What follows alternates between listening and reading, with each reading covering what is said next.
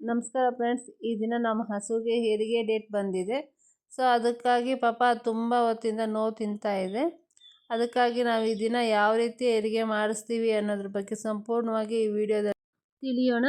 ಅದು normal delivery ಆಗುತ್ತಾ ಇಲ್ಲಾಂದರೆ ಡಾಕ್ಟರ್ ಬರುತ್ತಾ ಅನ್ನೋದ್ರ ಬಗ್ಗೆ ತಿಳಿಬೇಕಂದ್ರೆ ಪ್ಲೀಸ್ ಎಲ್ಲಿ ಈ ವಿಡಿಯೋ ಸ್ಕಿಪ್ ಮಾಡದೆ ಕೊನೆವರೆಗೂ ವಾಚ್ ಮಾಡಿ. ನಾವು ವೆಯ್ಟ್ ಮಾಡಿದ್ರೆ 9:15 ಗಂಟೆ ಪಾಪ ಇದು ತುಂಬ ನೋವು ತಿಂತಾನೇ ಇತ್ತು. ಆಗ ಅನ್ನಿಸ್ತು ಇದು ಏಕೆ ನೋವು ಜಾಸ್ತಿ ಆದ್ರೂ ಇನ್ನೂ ಕರು ಹಾಕಿಲ್ಲ ಅಂತ. ಆಗ ಇದು ಮಲ್ಕೊಂತು. ಸೊ ಒಂದು ಸ್ವಲ್ಪ ನೆಮ್ಮದಿ ಅನ್ನಿಸ್ತು ನಮಗೂ. ಸೊ ಪ್ರಾಬ್ಲಮ್ ಏನೂ ಇಲ್ಲ ಅಂದ್ಕೊಂಡು ನಾನು ಬಂದೆ. ಸೊ ಫ್ರೆಂಡ್ಸ್, ನಾನು ಸ್ವಲ್ಪ ನನಗೆ ಹಸುಗಳಲ್ಲಿ ಯಾವ ರೀತಿ ಹೆರಿಗೆ ಮಾಡಿಸ್ಬೇಕು ಅನ್ನೋದ್ರ ಬಗ್ಗೆ ಒಂದು ಸ್ವಲ್ಪ ನಾಲೆಡ್ಜ್ ಇದೆ. ಏಕೆಂದರೆ ಇದು ನಮ್ಮ ಕುಟುಂಬದಲ್ಲಿ ಎಲ್ಲರಿಗೂ ಗೊತ್ತಿರೋ ವಿದ್ಯೆ ಆಗಿದೆ. ಎಲ್ಲರ ಮನೆಯಲ್ಲೂ ಹಸುಗಳಿರೋದ್ರಿಂದ ಅವ್ರವ್ರ ಮನೆಯಲ್ಲಿ ಅವರವರೇ ಹೆರಿಗೆ ಮಾಡಿಸ್ತಾರೆ. ಅದು ಬೇರೆ ಅದನ್ನು ನೋಡಿ ಸಹ ನನಗೂ ಸಹ ಅದ್ರ ಬಗ್ಗೆ ಚೆನ್ನಾಗಿ ಗೊತ್ತಾಗಿದೆ. ಸೊ ನೋಡಿ, ಈಗ ನಮಗೆ ಕಾಣಿಸ್ತಾ ಇದೆಯಲ್ವ ಒಂದು ಬುಡ್ಡೆ ಥರ. ಸೊ ಈಗ ನಾನೇನು ಮಾಡ್ತೀನಂದರೆ ಸ್ವಲ್ಪ ಕೈಗೆ ಎಣ್ಣೆ ಹಾಕ್ಕೊಂಡು ಚೆಕ್ ಮಾಡ್ತೀನಿ, ಅದು ಕಾಲು ಬರ್ತಾ ಇದೆಯಾ ಅಥವಾ ಫಸ್ಟ್ ಟೈಮ್ ಮುಖ ಬರ್ತಾ ಇದೆಯಾ ಅಂದ್ಬಿಟ್ಟು ಚೆಕ್ ಮಾಡ್ತೀನಿ. ಏಕೆಂದರೆ ಹಿಂದೆಯಿಂದ ಬಂದರೆ ನಾವು ಏನು ಮಾಡೋದಕ್ಕಾಗಲ್ಲ, ಡಾಕ್ಟರ್ನ ಕರೀಲೇಬೇಕು. ಬಟ್ ನಾನು ಚೆಕ್ ಮಾಡಿದಾಗ ಇದು ನಾರ್ಮಲ್ಲಾಗಿ ಮುಖನೇ ಬರ್ತಾ ಇತ್ತು. ಸೊ ಮುಖ ಕಾಲುಗಳು ಬಂದರೆ ಪರವಾಗಿಲ್ಲ, ಪ್ರಾಬ್ಲಮ್ ಏನಿಲ್ಲ ಅಂದ್ಕೊಂಡು ನಾನೇ ಹೆರಿಗೆ ಮಾಡಿಸ್ಬೋದು ಅಂದ್ಕೊಂಡು ಹೆರಿಗೆ ಮಾಡಿಸ್ತಾ ಇದ್ದೆ. ಫ್ರೆಂಡ್ಸ್ ನೋಡಿ, ಈಗ ನಾನು ಒಳಗಡೆ ಕೈ ಹಾಕಿ ನೋಡಿದ್ದೆ. ಏಕೆಂದರೆ ನಮ್ಮ ಹಳ್ಳಿ ಕಡೆ ನಾರ್ಮಲ್ಲಾಗಿ ಅದು ಯಾವ ಕಡೆ ಬಂದಿದೆ, ಹಸು ತಿರ್ಕೊಂಡಿದೆಯಾ, ಕರು ತಿರುಗಿದೆಯೋ ಇಲ್ಲೋ ಅಂತ ಸಹ ಚೆಕ್ ಮಾಡ್ತಾರೆ. ನಾನು ಈಗ ಹೆರಿಗೆ ಮಾಡಿಸ್ಬೇಕು, ಇಲ್ಲಾಂದರೆ ಹಸುವಿಂದ ಆಗ್ತಿಲ್ಲ ಅಂತ ತಿಳ್ಕೊಂಡು ಮಾಡಿಸ್ತಾ ಇದ್ದೆ. ಸೊ ಒಂದು ಹೆರಿಗೆ ಮಾಡಿಸ್ಬೇಕಂದ್ರೆ ಎಷ್ಟೊಂದು ಧೈರ್ಯ ಇರಬೇಕಂದ್ರೆ ಅಷ್ಟೇ ಮಾನಸಿಕವಾಗಿ ಸಹ ಗಟ್ಟಿಯಾಗಿರಬೇಕು. ಸೊ ನನಗಂತೂ ಇದು ಚೆನ್ನಾಗಿ ಗೊತ್ತಿರೋದ್ರಿಂದ ನನಗೇನು ಅಷ್ಟೊಂದು ಪ್ರಾಬ್ಲಮ್ ಅನಿಸಲ್ಲ. ಕೆಲವ್ರಿಗೆ ನಮ್ಮಮ್ಮಗೆ ಅಷ್ಟೇ, ನಮ್ಮಮ್ಮ ಇದನ್ನೆಲ್ಲನೂ ನೋಡೋಕ್ಕೆ ಸಹ ಬರಲ್ಲ, ಅವ್ರಿಗೊಂದು ಸ್ವಲ್ಪ ಭಯ. ಸೊ ಬಟ್ ನನಗೇನು ಅನಿಸೋದಿಲ್ಲ, ನನಗೆ ಚೆನ್ನಾಗಿ ರೂಢಿಯಾಗಿದೆ. ಮೋಸ್ಟ್ಲಿ ನಮ್ಮ ಜೀನ್ಸಲ್ಲೇ ಇರಬೇಕು ಇದ್ರ ಬಗ್ಗೆ. ಎಲ್ಲರೂ ಅವ್ರವ್ರ ಮನೇಲಿ ಮಾಡ್ಕೊಳ್ತಾರಲ್ಲ, ನನಗೂ ಅಷ್ಟೇ ನಮ್ಮ ಮನೆಯಲ್ಲಿ ಹೆರಿಗೆ ಮಾಡೋದು ನನಗೆ ಚೆನ್ನಾಗಿ ಅಭ್ಯಾಸ ಆಗೋಗ್ಬಿಟ್ಟಿದೆ. ಸೊ ಫ್ರೆಂಡ್ಸ್, ನಾವಂತೂ ತುಂಬ ಕೇರ್ಫುಲ್ಲಾಗಿರಬೇಕು. ಕೆಲವೊಂದು ಹಸುಗಳು ಕರು ಹಾಕಿದ್ಮೇಲೆ ಎದ್ದೇಳೋ ಸಹ ಇಲ್ಲ. ಮತ್ತು ಇದೇ ಟೈಮಲ್ಲಿ ಆಲ್ ಬ್ಲಾಕ್ ಅಂತ ಬರುತ್ತೆ, ಅಂದರೆ ಕೈ ಕಾಲು ಇಲ್ಲದೆ ಆಗೋಗುತ್ತೆ. ಮತ್ತು ಕೆಲವೊಂದು ಹಸು ಅಂತೂ ಬಾವು ಆಗೋಗುತ್ತೆ. ಈ ಥರ ಆಗೋಗುತ್ತೆ. ಸ್ವಲ್ಪ ನಾವು ಕೇರ್ಫುಲ್ಲಾಗಿರಬೇಕು. ಮತ್ತು ಹಸುನ ಕರುನ ಏನಾದ್ರೂ ಜಾಸ್ತಿ ಎಳೆದ್ರೆ, ಕರುನ ಜೋರಾಗಿ ಎಳೆದು ನಾವೇನಾದರೂ ಡೆಲಿವರಿ ಮಾಡಿಸಿದ್ರೆ, ಕರು ಜಾಸ್ತಿ ದೊಡ್ಡದಾಗಿ ಬಲ್ತೋಗಿದ್ದರೆ ಆಗ ನಾವು ಎಳೆದುಬಿಟ್ಟು ಡೆಲಿವರಿ ಮಾಡಿಸ್ತೀರಿ. ಸೊ ಹಾಗೇನಾಗುತ್ತೆ ಅಂದರೆ ಹಸು ತುಂಬ ವೀಕ್ ಆಗೋಗುತ್ತೆ. ಆ ಟೈಮಲ್ಲಿ ಏನು ಮಾಡಿದ್ರೂ ಹಾಲು ಸಹ ಬರಲ್ಲ, ಹಸು ಸಹ ಇಂಪ್ರೂವ್ಮೆಂಟ್ ಆಗಲ್ಲ. ಮತ್ತು ಟೈಮಿಗೆ ಸರಿಯಾಗಿ ಅದು ಕಸ ಹಾಕ್ಬಿಡ್ಬೇಕು. ಈ ಹೊಟ್ಟೆಯಲ್ಲಿರೋ ವೇಸ್ಟೇಜ್ ಎಲ್ಲ ಸಹ ಬಂದುಬಿಡಬೇಕು. ಆಗ ಬೆಲ್ಲದ ನೀರು ಎಲ್ಲ ಇಡ್ತಾರೆ.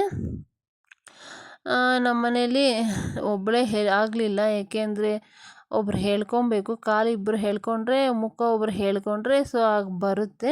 ಅದಕ್ಕಾಗಿ ನಾನು ಇನ್ನೊಬ್ರು ಹೆಲ್ಪ್ ತೊಗೊಬೇಕಾಯಿತು. ಸೊ ನೋಡಿ, ಇನ್ನೊಬ್ರು ಹೆಲ್ಪ್ ತೊಗೊಂಡಿದ್ದೀನಿ, ನಮ್ಮ ಅಪ್ಪನೇ ಹೇಳ್ತಿದ್ದಾರೆ. ಸೊ ಫ್ರೆಂಡ್ಸ್, ಎಷ್ಟೊಂದು ಧೈರ್ಯ ಇರಬೇಕಂದ್ರೆ, ಏಕೆಂದರೆ ಒಂದು ಮಗುಗೆ ನಾವು ಜನ್ಮ ಕೊಡೋದಕ್ಕೆ ಪ್ರಯತ್ನ ಪಡ್ತಾ ಇದ್ದೀರಂದರೆ ಅಷ್ಟೊಂದು ಈಸಿ ಏನಲ್ಲ. ಸೊ ಫ್ರೆಂಡ್ಸ್, ನಿಮಗೆಲ್ಲ ಗೊತ್ತಿರುತ್ತೆ ಅಂದ್ಕೊಳ್ತೀನಿ. ಸೊ ಗೊತ್ತಿಲ್ಲ ಅನ್ನೋರ್ಗೆ ಹೇಳ್ತಾ ಇದ್ದೀನಿ. ಹಳ್ಳಿ ಲೈಫಲ್ಲಿ ಇದೆಲ್ಲ ನಾರ್ಮಲ್, ನಮ್ಗೆ ಇದನ್ನೆಲ್ಲ ಏನೂ ಅನಿಸೋ ಸಹ ಇಲ್ಲ. ಕೆಲವ್ರಿಗೆಲ್ಲ ಇದನ್ನು ಮುಟ್ಟಬೇಕಂದ್ರೆ ಸಹ ಅಲರ್ಜಿ ಅನಿಸುತ್ತೆ. ವಿಲೇಜ್ ಲೈಫಲ್ಲಿ ಅದು ಏನೂ ಇಲ್ಲ, ಆರಾಮಾಗಿ ಎಲ್ಲ ಕೆಲಸ ಮಾಡ್ಕೊಂಬಿಡ್ತಾರೆ. ಆಲ್ರೆಡಿ ನಮ್ಮ ಮನೇಲಿ ಬಂದೇ ಬಿಡ್ತು ಕರು. ಸೊ ನೋಡಿ, ಎಷ್ಟೊಂದು ಸುಸ್ತಾಗಿದೆ ಹಸು ಅಂದ್ಬಿಟ್ಟು ನಾನು ಹೋಗಿ ನೋಡಿಸ್ತಾ ಇದ್ದೀನಲ್ಲ, ತುಂಬ ಸುಸ್ತಾಗಿದೆ. ಸ್ವಲ್ಪ ಎಬ್ಬರಿಸೋಣ ಅಂತ ಹೋಗಿದ್ದೆ. ಏಕೆಂದರೆ ತುಂಬ ಹೊತ್ತಿಂದ ಹಸು ಮಲ್ಕೊಂಡಿದ್ದೆ, ಎದ್ದೇಳಲೇ ಇಲ್ಲ. ಅದಕ್ಕಾಗಿ ಭಯ ಆಗಿ ಎಬ್ಬರಿಸೋಣ ಅಂತ ಹೋದೆ. ಸೊ ಹಸು ಎದ್ದೇಳ್ತು, ಪ್ರಾಬ್ಲಮ್ ಏನೂ ಹಸುಗೇನೂ ಆಗಿಲ್ಲ. ಸೊ ಇನ್ನು ಕಸ ಹಾಕಬೇಕು, ಅದಕ್ಕಾಗಿ ವೆಯ್ಟ್ ಮಾಡ್ತಾಯಿದ್ವಿ. ಸೊ ಕರು ನೋಡಿ ಎಷ್ಟೊಂದು ಚೆನ್ನಾಗಿದೆ ಅಂತ. ಕರು ತುಂಬ ಚೆನ್ನಾಗಿದೆ. ಈ ಕರು ಯಾವ ರೀತಿ ಇದೆ ಅಂತ ಇನ್ನು ಮುಂದೆ ವಿಡಿಯೋದಲ್ಲಿ ನೋಡೋಣ. ಈಗ ಹಸು ಬಗ್ಗೆ ಹೇಳೋದಾದರೆ, ಈಗ ಎಲ್ಲನೂ ಬ್ಲೀಚಿಂಗ್ ಪೌಡರು ಎಲ್ಲ ಹಾಕಬೇಕು. ಮತ್ತು ಈ ಕಸ ಎಲ್ಲ ಹಾಕಿದ್ಮೇಲೆ ಹಾಲು ಸಹ ಹಿಂಡಿಬಿಟ್ಟು ಕರುಗೆ ಇಟ್ಬಿಡಬೇಕು. ಏಕೆಂದರೆ ಕರುಗೆ ಕೆಲವೊಂದು ಕರು ಸಹ ಹಾಲು ಕುಡಿಯಲ್ಲ ಫಸ್ಟಲ್ಲಿ. ಆಗ ಆ ಕರುಗೆ ಬೆಲ್ಲ ಕಟ್ಬಿಟ್ಟು ಒಂದು ಬಟ್ಟೆ ಕಟ್ಟಿರಬೇಕು ಬಾಯಿಗೆ. ಆಗ ಆಟೋಮೆಟಿಕ್ಕಾಗಿ ಅದು ಹಾಲು ಕುಡಿಯುತ್ತೆ. ಸೊ ಈ ಥರ ಕಲಿಸ್ಬೇಕು ಹಸುಗಳಿಗೆ, ಕರುಗಳಿಗೆ. ಸೊ ಫ್ರೆಂಡ್ಸ್, ಈ ವಿಡಿಯೋ ಯಾವ ರೀತಿ ಇದೆ ಅಂತ ಪ್ಲೀಸ್ ಕಾಮೆಂಟ್ ಬಾಕ್ಸಲ್ಲಿ ತಿಳಿಸಿ. ಇದ್ರ ನೇಮ್ ಏನಿಟ್ಟಿದ್ದೀರ ಸಹ ನೀವು ಕಮೆಂಟ್ ಮಾಡಿದ್ರೆ ನಾನು ತಿಳಿಸ್ಕೊಡ್ತೀನಿ. ಇದಕ್ಕಂತೂ ತುಂಬ ಫ್ಯಾನ್ ಫಾಲೋಯಿಂಗ್ ಇದ್ದಾರೆ. ನನಗಂತೂ ಈ ಕರು ಅಂದರೆ ತುಂಬ ಇಷ್ಟ. ನಮ್ಮ ಮನೆಯಲ್ಲಿ ಎಲ್ಲರಿಗೂ ಇಷ್ಟ ಈ ಕರು ಅಂದರೆ. ಅಷ್ಟೊಂದು ಮುದ್ದು ಕರು ಇದು. ನಾವು ಆಲ್ರೆಡಿ ಹಸು ಕಟ್ಟೋಕೆ ಹೋದ್ರೆ ಎಲ್ಲ ಹಸು ತೊಳೆದ್ಬಿಟ್ಟು ಹಸುನ ಬಿಸಿ ನೀರಲ್ಲಿ ತೊಳೆದ್ವಿ. ಸೊ ಅದಕ್ಕಾಗಿ ಅದನ್ನು ಕಟ್ಟೋಕೆ ಹೋತ್ರ ಎಲ್ಲನೂ ತೊಳಿತಾ ಇದ್ದೀವಿ. ಏಕೆಂದರೆ ಅದಕ್ಕೆ ಪೂಜೆ ಮಾಡ್ತೀರಿ. ಸೊ ಈ ಬಾಳಂತಿಗಳಿಗೆ ಯಾವ ರೀತಿ ಏನೇನೋ ಕಟ್ತಾರಲ್ವ, ಆ ರೀತಿ ನಾವು ಒಂದು ತೆಂಗಿನಕಾಯಿ ಚಿಪ್ಪೆ ಸಹ ಕತ್ತಕ್ಕೆ ಕಟ್ತೀವಿ. ಸೊ ನಾನು ಅದನ್ನೆಲ್ಲ ಈಗ ನೋಡಿಸ್ತಾ ಇಲ್ಲ. ಏಕೆಂದರೆ ಸ್ವಲ್ಪ ಹಸು ಅಪಾರ ಆಗಿರೋದ್ರಿಂದ ಅದಕ್ಕೆ ಪ್ರಾಬ್ಲಮ್ ಆಗುತ್ತೆ ಅಂದ್ಬಿಟ್ಟು ನೋಡಿಸ್ತಾ ಇಲ್ಲ. ಬಟ್ ನೋಡಿದ್ರಲ್ವ, ಹಸಿ ಮೇವು ಹಾಕಿದ್ದೀವಿ. ಬ್ಲೀಚಿಂಗ್ ಪೌಡ್ರೆಲ್ಲ ಹಾಕಿಬಿಟ್ಟು ಅದ್ರ ಕೆಳಗಡೆ ಮಲ್ಕೊಳೋದಕ್ಕೆಲ್ಲನೂ ಮ್ಯಾಟ್ ಇದ್ದರೆ ಸಹ ಹುಲ್ಲು ಎಲ್ಲ ಹಾಕಿದ್ದೀವಿ. ಸೊ ಫ್ರೆಂಡ್ಸ್ ನೋಡಿ, ಇದೇ ಆ ಕರು ನೋಡಿ ಎಷ್ಟು ಚೆನ್ನಾಗಿದೆ ಅಂದ್ಬಿಟ್ಟು. ಇದು ಫಸ್ಟು ನಡಿಗೆ ಕಲ್ತಿದ್ದೆ ಮನೆಯಲ್ಲಿ. ಯಾವ ಕರು ಸಹ ಮನೆಯಲ್ಲಿ ನಡೆಯೋದಕ್ಕೆ ಆಗೋದಿಲ್ಲ. ಬಟ್ ಈ ಕರು ಮಾತ್ರ ಫಸ್ಟ್ ಮನೆಯಲ್ಲಿ ನಡೀತು. ಇದರಿಂದ ಏನು ಗೊತ್ತಾಗುತ್ತೆ ಅಂದರೆ, ನೆಗೆಟಿವ್ ಎನರ್ಜಿ ಮನೇಲಿ ಇರಲ್ಲ ಅಂತ ಹೇಳ್ತಾ ಇರ್ತಾರೆ ಕೆಲವರು. ಸೊ ಪಾಸಿಟಿವ್ ಎನರ್ಜಿ ಇರುತ್ತೆ. ಹಸು ಮನೆಗೆ ಬಂದರೆ, ಕರು ಮನೆಗೆ ಬಂದರೆ ಸಾಮಾನ್ಯವಾಗಿ ಬರಲ್ಲ ಅಂತ ಹಳ್ಳಿ ಕಡೆ ಅಂತ ಇರ್ತಾರೆ. ಸೊ ಮತ್ತು ಇದು ತುಂಬ ತಲೆಹರಟೆ. ಏಕೆಂದರೆ ನೋಡಿ, ಎಷ್ಟಾಗಲಿ ಕೈ ಆಗಲಿ ಕೊಡಲೇಬೇಕು, ಏನಾದರೂ ಮಾಡ್ಕೊಬೋದು. ಬಟ್ ಈ ಕರು ಅಂತೂ ತುಂಬ ಚೆನ್ನಾಗಿದೆ. ಫ್ರೆಂಡ್ಸ್, ನಿಮಗೆ ವಿಡಿಯೋ ಇಷ್ಟ ಆದರೆ ಪ್ಲೀಸ್ ಒಂದು ಲೈಕ್ ಮಾಡಿ, ಶೇರ್ ಮಾಡಿ, ಸಬ್ಸ್ಕ್ರೈಬ್ ಮಾಡ್ಕೊಳ್ಳಿ. ಅದೇ ರೀತಿ ಇದರ ಹೆಸರು ಏನಿಟ್ಟಿದ್ದೀರಿ ಅಂತ ತಿಳಿಬೇಕಂದ್ರೆ ಪ್ಲೀಸ್ ಕಮೆಂಟ್ ಬಾಕ್ಸಲ್ಲಿ ನಿಮಗೆ ನೇಮ್ ಬೇಕಾದರೆ ಕೇಳಿ, ನಾನು ಹೇಳ್ತೀನಿ. ಬಟ್ ಒಂದು ಕ್ಲೂ ಕೊಟ್ಟಿರ್ತೀನಿ. ಆಕಾಶಕ್ಕೆ ಮತ್ತೊಂದು ಹೆಸರೇನೋ, ಅದೇ ಇದ್ರ ಹೆಸರು. ಸೊ ತುಂಬ ಜನ ಕಮೆಂಟ್ ಮಾಡ್ತೀರಾ ಕರೆಕ್ಟಾಗಿ ಅಂದ್ಕೊಂಡಿದ್ದೀನಿ. ಇದು ಕರು ಹಾಕಿದ್ಮೇಲೆ 8ನೇ ದಿನದಲ್ಲಿ ತೆಗ್ದಿರೋ ಫೋಟೋ. ಸೊ ಇದಕ್ಕೆ ಸರಿಯಾಗಿ ಮೇವು ತಿನ್ನೋದಕ್ಕೆ ಬರಲ್ಲ. ನಾನೇ ಒಂದು ಸ್ವಲ್ಪ ಬಾಯಿಗೆ ತಗಲಿಸ್ದೆ. ಬಟ್ ಇದಕ್ಕೆ ಕಚ್ಚೋದಕ್ಕೆ ಬರದೇ ಇರೋದಕ್ಕಾಗಿ ಹುಗಿದ್ಬಿಡ್ತು. ಸೊ ಇದಿಷ್ಟು. ನಿಮ್ಗೆ ಹಸು ಬಗ್ಗೆ ಒಂದು ಟಿಪ್ಸ್ ಹೇಳ್ತೀನಿ. ಏಕೆಂದರೆ ಬೈ ಚಾನ್ಸ್ ಹಸು ಏನಾದರೂ ಕಸ ಹಾಕಲಿಲ್ಲ ಅಂದರೆ ಬೆಲ್ಲದ ನೀರು ಇಡಿ. ಸೊ ಬೇಗ ಕಸ ಹಾಕ್ಬಿಡುತ್ತೆ. ಸೊ ಆದಷ್ಟು ಹಸು ಇದಿದೆ ಅಂದರೆ ಸ್ವಲ್ಪ ಬ್ಲೀಚಿಂಗ್ ಪೌಡರ್ ಎಲ್ಲ ಹಾಕಿ, ಯಾವುದಾದ್ರೂ ಬ್ಯಾಕ್ಟೀರಿಯಾಸ್ ಇದು ಸತ್ತೋಗುತ್ತೆ.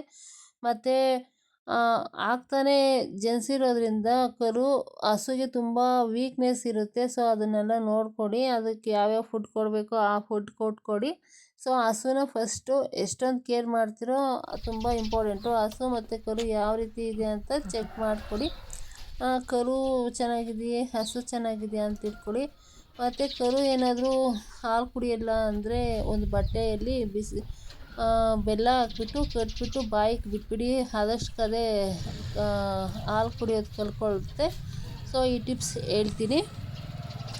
ಫ್ರೆಂಡ್ಸ್, ಆದಷ್ಟು ಹಸುನ ಎಷ್ಟೊಂದು ಕೇರ್ ಮಾಡ್ತಿರೋ ಅಷ್ಟೇ ಇಂಪಾರ್ಟೆಂಟಾಗಿ ನಾವು ಚೆನ್ನಾಗಿರ್ತೀವಿ. ಏಕೆಂದರೆ ನಾವು ಯಾವುದೇ ಒಂದು ಜಾಬಲ್ಲಿ 15 ದಿನಕ್ಕೊಮ್ಮೆ ದುಡ್ಡು ನೋಡೋಕ್ಕೆ ಸಾಧ್ಯನೇ ಇಲ್ಲ. ಬಟ್ ಈ ಪಶುಗಾರಿಕೆ ಅಥವಾ ಹೈನುಗಾರಿಕೆಯಲ್ಲಿ, ಹಸು ಸಾಗಾಣಿಕೆಯಲ್ಲಿ ನಾವು 15 ದಿನಕ್ಕೊಮ್ಮೆ ದುಡ್ಡು ನೋಡ್ಬೋದು.